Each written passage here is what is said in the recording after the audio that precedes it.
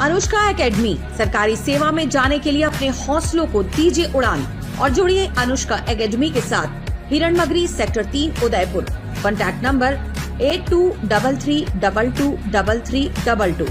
राजस्थान के जल संसाधन विभाग मंत्री सुरेश रावत ने कहा कि गोविंद डोटासरा झूठ का ढोल है। उनको कोई भी सुबह कुछ कहकर जाता है, इसके बाद सुबह से बोलना चालू होंगे और शाम तक बोलते रहेंगे। वो ये नहीं सोचते कि इसमें सत्य क्या है, असत्य क्या है। वे जिम्मेदार पोस्ट पर हैं, उन्हें ऐसे भ्रम की राजनीति नहीं करनी चाहिए। उदयपुर के सर्किट हाउस में पत्रकारों से रूबरू होते हुए रावत ने कहा कि भजनलाल सरकार किसान आम आदमी की भावना के अनुरूप काम करने वाली सरकार है।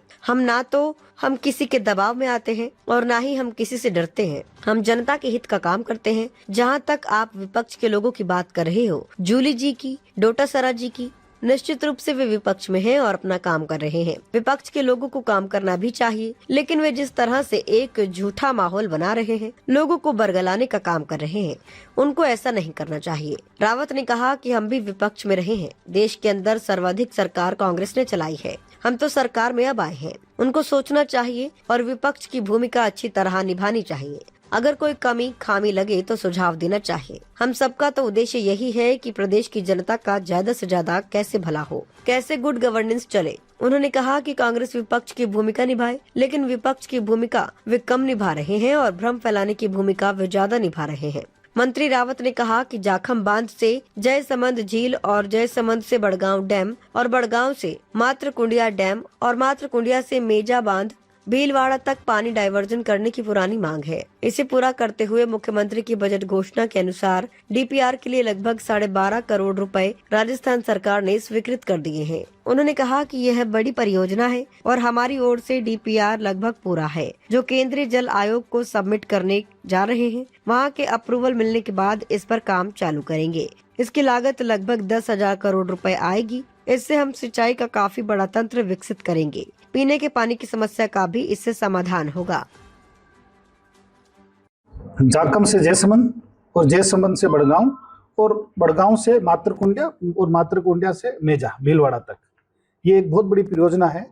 इसका माननीय मुख्यमंत्री जी ने बजट में अनाउंस किया था। उसकी डीपीआर के लिए लगभग 12.5 करोड़ रुपए राजस्थान सरकार ने स्वीकृत किए।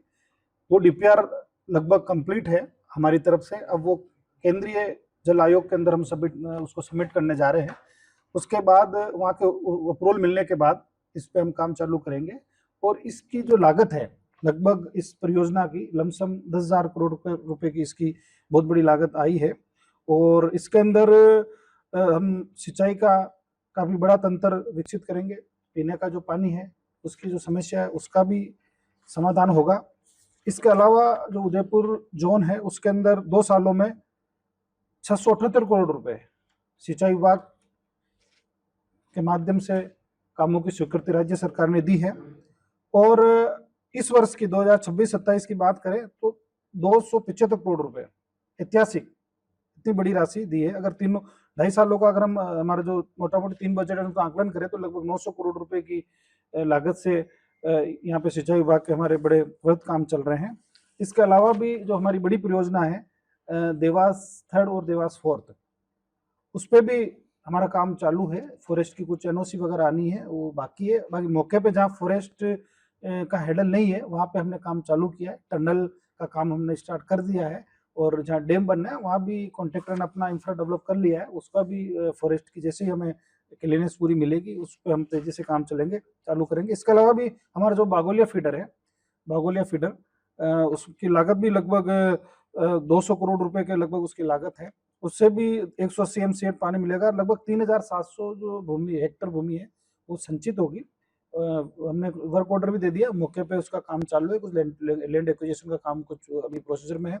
इसके अलावा खारी फीडर जो राजसमंद का है वो भी वर्षों पुरानी मांग थी, उसमें भी लगभग 121 करोड़ रुपए का काम है। मौके पे काम प्रगतिरत है। जो हमारा तय समय था उससे भी ज्यादा प्रगति उस काम की हमारी चल रही है। वो भी एक राजसमंद जिले के लिए बहुत बड़ी सौगात है।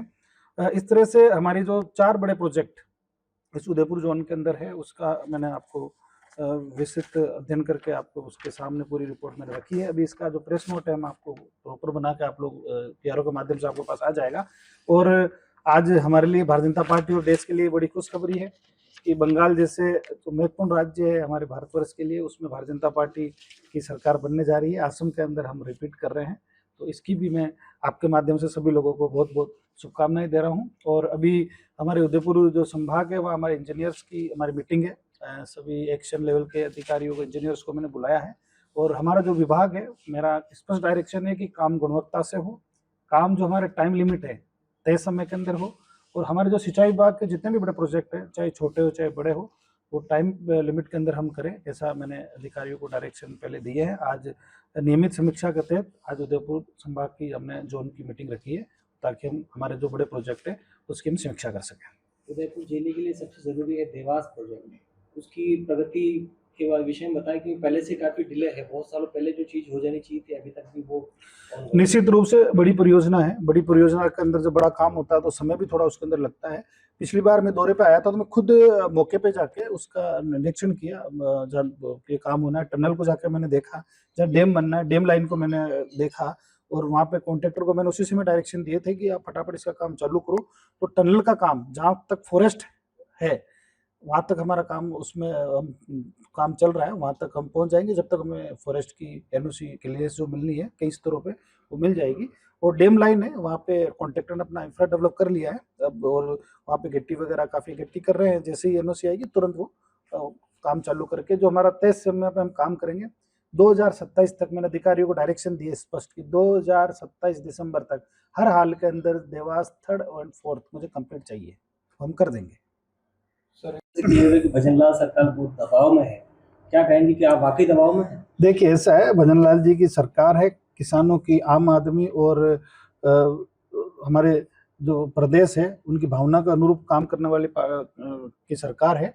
नहीं तो हम किसी के दबाव में आते हैं और नहीं हम किसी से डरते हैं, अच्छा काम करते हैं, जनता के हित का काम करते हैं। जहाँ तक आप विपक्ष के लोगों की बात कर रहे हो, जोली जी की, टोडासरा जी, निश्चित रूप से वो विपक्ष में है, वो अपना काम कर रहे हैं, काम करना भी चाहिए विपक्ष के लोगों को। लेकिन वो जिस तरह से एक झूठा माहौल बना रहे हैं कि लोगों को बरगलाने का काम कर रहे हैं, निश्चित रूप से उनको ऐसा नहीं करना चाहिए। ठीक है, विपक्ष की भूमिका के नाते हम भी विपक्ष में रहे। देश के अंदर सर्वाधिक अगर किसी ने सरकारें चलाई है तो कांग्रेस नहीं चलाई है, हम तो सरकार में अब आए। तो उनको भी सोचना चाहिए, विपक्षी भूमिका अच्छी तरह निभानी चाहिए। अगर कोई कमी खामी लगे तो निश्चित रूप से सुझाव देना चाहिए, क्योंकि आखिर हम सबका जो उद्देश्य यही है कि प्रदेश की जनता का ज़्यादा से ज़्यादा कैसे भला हो, कैसे गुड गवर्नेंस चले। तो विपक्ष की भूमिका निभाए, लेकिन विपक्ष की भूमिका वो कम निभा रहे हैं और भ्रम फैलाने की भूमिका वो ज़्यादा निभा रहे हैं। और जहाँ तक टोडासरा जी है तो वो तो झूठ का ढोल है, उसको कोई भी सुबह कुछ कहते जाते हैं और दिन सुबह से बोलना चालू होंगे, शाम तक बोलते रहेंगे। ये नहीं सोचते कि इसमें सत्य क्या है, असत्य क्या है, उस बात का आकलन भी उनको निश्चित रूप से करना चाहिए। वो जिम्मेवार पोस्ट पे है, तो उनको ऐसे भ्रम की राजनीति नहीं करनी चाहिए। क्या कह रहे हो? कई इलाके हैं जहाँ आखिर हम सिंचाई की व्यवस्थाएं कर रहे हैं, प्रॉपर सिंचाई हो रही है, मगर आप में और बिजली विभाग में समन्वय ही नहीं है, 12-12 घंटे कटौती हो रही है। देखिए ऐसा है कि निश्चित रूप से हमारा जो बिजली की तंत्र है, उसकी व्यवस्था है, वो पहले से कहीं बेटर हुई है।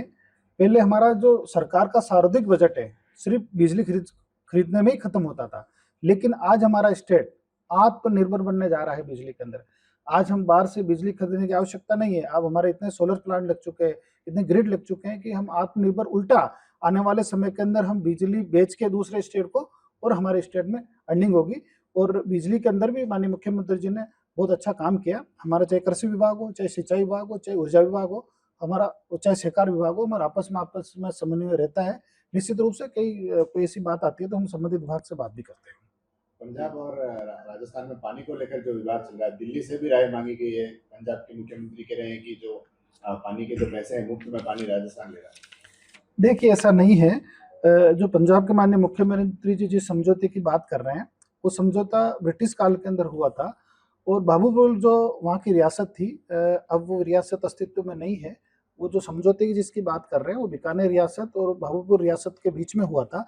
आज भाबूपुर रियासत पाकिस्तान में चली गई है, बीकानेर रियासत स्वतंत्र होकर आज राजस्थान के अंदर विलीन है।